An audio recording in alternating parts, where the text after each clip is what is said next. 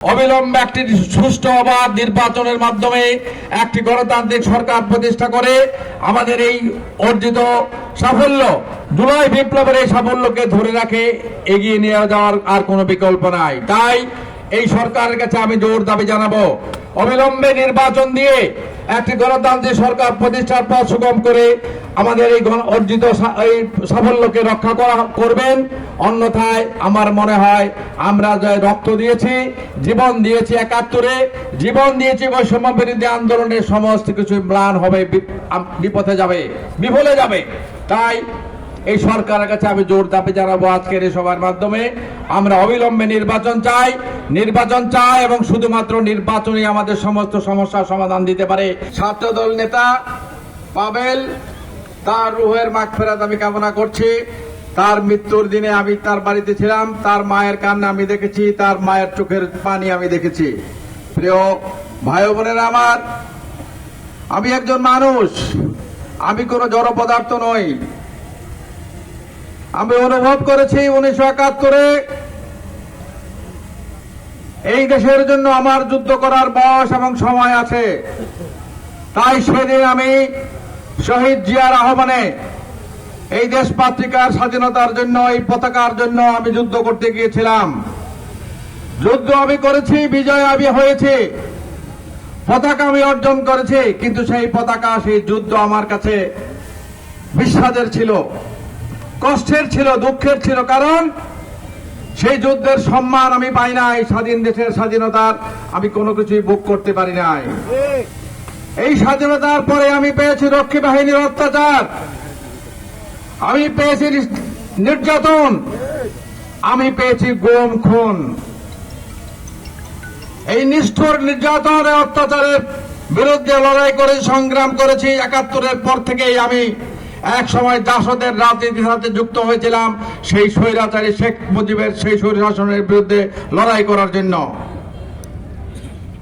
আমি যখন দেখলাম আমার সেই স্বাধীনতার সেই স্বপ্ন পূরণ হওয়ার কোন সুযোগ এই শেখ মুজিবের শাসনামলে নাই, তাই আমি আমার বিশ্ববিদ্যালয়ে লেখাপড়া শেষ করে আমি মনে করেছি না, আমার জীবনে আর এই রাজনীতি করার কোনো প্রয়োজন হবে না। কিন্তু সেই দিন আমাদের ৭১-এর মুক্তিযুদ্ধের ঘোষক, স্বাধীনতার ঘোষক শহীদ জিয়া আমাকে যখন ডেকে বললেন, আপনি কি বিয়ে শাদী করেছেন? আমি বললাম, জি না স্যার, আমি এখনো বিয়ে শাদী করি নাই। কেন স্যার? আপনাকে আগামী 5 বছর বিয়ে শাদী করতে পারবেন না, আপনাকে আমার সাথে রাজনীতি করতে হবে। আমি বললাম, স্যার আমি আর রাজনীতি করতে চাই না, রাজনীতি আমার কাছে বিষাদের, রাজনীতি আমার কাছে কষ্টের, দুঃখের, অপমানের। উনি বললেন, আপনি যদি ৭১-এ মুক্তিযুদ্ধে মারা যেতেন তাহলে কি করতেন?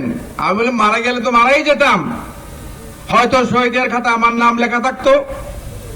তখন উনি আমাকে বললেন, রাগ করে, অভিমান করে এই দেশের তো কোনো কল্যাণ করতে পারবেন না, আপনার কোনো কল্যাণ আপনি করতে পারবেন না, মেহেরবানি করে আমাদের সাথে আরেকবার আসুন। আমাদের শুধু এই রাষ্ট্রের মেরামতের যে ৩১ দফা রয়েছে তা শুধু সভা সমাবেশে সীমাবদ্ধ রাখলে চলবে না।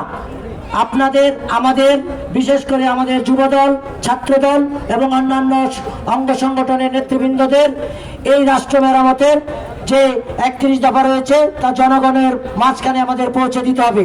তার জন্য আমাদের বাজারে, বন্দরে, বাড়িতে বাড়িতে গিয়ে এই লিফলেট প্রচারণা করতে হবে। আর কাঞ্চন পৌরসভা বিএনপি অঙ্গ সংগঠনের নেতৃবৃন্দের উদ্দেশ্যে আমি একটি কথা বলতে চাই। আপনাদের কাঞ্চন পৌরসভায় আমরা জানতে পেরেছি বিভিন্ন সন্ত্রাসী কর্মকাণ্ড, বিভিন্ন প্রকার চাঁদাবাজি অব্যাহত রয়েছে। আপনারা যারা কাজী মনিরুজ্জামান মনি সাহেবের সৈনিক রয়েছেন, আপনারা মুক্ত হস্তে এই সন্ত্রাসীদের, এই চাঁদাবাজিদের আপনাদের প্রতিহত করতে হবে। যাই হোক, আপনারা আগামী দিনে যে রাষ্ট্র মেরামতের যে দফাগুলো রয়েছে তা কাঞ্চন পৌরসভার প্রতিটি ওয়ার্ডে, বাজারে, বন্দরে জনগণের মাঝে পৌঁছে দিবেন। তারেক রহমান যে নির্দেশনা দিয়েছে যে যদি কেউ রাজহানি, অত্যাচার, ব্যভিচার, এমনকি সন্ত্রাস, চাঁদাবাজি, দুর্নীতি করে তাদেরকে আপনারা পুলিশে ধরিয়ে দিন, বলেছেন না বন্ধুরা আমার? আপনারা দেখেন রূপগঞ্জে কারা করতেছে, আপনারা সবাই জানি। কারণ দলের ব্যাপার নাম বলতে চান, আপনারা সাবধান হয়ে যান। আর মুনির ভাইয়ের নেতৃত্বে যারা কাজ করতেছে ইনশাআল্লাহ তারেক রহমান যেভাবে বলতেছে আমরা নেতাকর্মী আমরা সেভাবে চলতেছি বন্ধুরা আমার। আর যে পাবেলের যে হত্যাটা আমি বলেছিলাম এখানে তো একটু কারণ আছে। আপনারা দেখেন এই ছেলেটা হত্যা শুধু তাদের নিজেদের মধ্যে লাগালাগির মাধ্যমে, বাকিটা আবার আমি অন্যভাবে বলতে চাই না। একটা ভালো একটা ছেলে প্রাণ ঝরেছে, তাকে যারা হত্যা করেছে তার বিচার চাই, তাদের ফাঁসি চাই। এই ফেসিবাদী শেখ হাসিনা পার্শ্ববর্তী দেশকে খুশি করার জন্য বাংলাদেশের সমস্ত সম্পর্ককে তারা ছিন্ন করে তারা ভারতকে খুশি করার জন্য এই 16টি বছর তারা ক্ষমতায় ছিল। আমরা বলতে চাই আমাদের দেশ নায়ক তারেক রহমান বলেছে বাংলাদেশের স্বার্থকে রেখে আমরা পার্শ্ববর্তী বিশ্বের যে কোনো রাষ্ট্রের সাথে আমরা সুসম্পর্ক রেখে আমরা রাষ্ট্র পরিচালনা করতে চাই। দফা 20 প্রশাসন ও সেবা বিকেন্দ্রীকরণের লক্ষ্যে স্থানীয় সরকার প্রতিষ্ঠানগুলিকে স্বশাসিত ও ক্ষমতাবান করা। প্রশাসনিক এবং সেবা বিকেন্দ্রীকরণের কারণে আপনারা দেখেছেন সারা বাংলাদেশের সমস্ত কেন্দ্রবিন্দু হলো ঢাকা শহর। এই ঢাকা শহরে কি আছে? সচিবালয় আছে। এই ঢাকা শহরে কি আছে? আমাদের সুপ্রিম কোর্ট, হাইকোর্ট আছে। তাহলে আমাদেরকে কি করতে হবে? এই 18 কোটি মানুষ যেন ঢাকামুখী না হয়, 18 কোটি মানুষ যেন তার নিজ এলাকায় থেকেই তার সেই সেবা পায়, সেজন্য এগুলোকে কি করতে বলেছে? বিকেন্দ্রীকরণ করেছে, অর্থাৎ জেলায় জেলায় বিভাগে বিভাগে যেন এই হাইকোর্টের সুবিধা পায়, সুপ্রিম কোর্টের সুবিধা পায়, সচিবালয়ের সুবিধা পায়, সেজন্য 20 দফায় এই সুপারিশটি করেছেন। আমাদের প্রিয় নেতা জনাব তারেক রহমান এদেশের রাষ্ট্র মেরামতের জন্য 31 দফা আমাদের কর্মসূচি দিয়েছেন। আমাদের প্রিয় নেতা বাংলার রাখাল রাজা, যিনি নিজের জীবন বাজি রেখে এদেশের স্বাধীনতা ঘোষণা করেছিলেন, শহীদ প্রেসিডেন্ট জিয়া রহমান এই দেশ মেরামতের জন্য 19 দফা কর্মসূচি দিয়েছিলেন।